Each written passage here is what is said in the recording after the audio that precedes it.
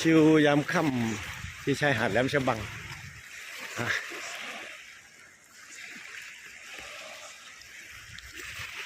โอ้เพื่ออะไรขึ้นมาเฮ็ดห้องนั่งให้ดีเถอะวะ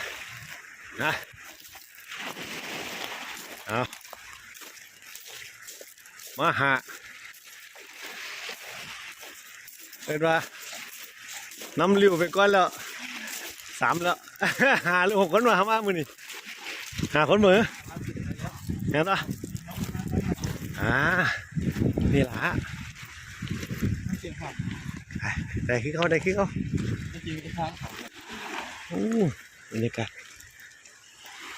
สุดๆเลยสุดๆเลยยามค่ำที่เขาแหลม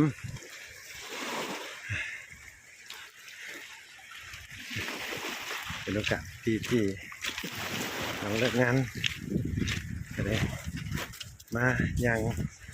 เบิ่งธรรมชาติสัมผัสกับบรรยากาศผู้อยู่บ้านโปกบ้านป้าก็ที่บ่ได้เห็นหรอกอากาศดีที่เฮาไปงานจะมีไก่ได้งานแล้วมาได้งานละ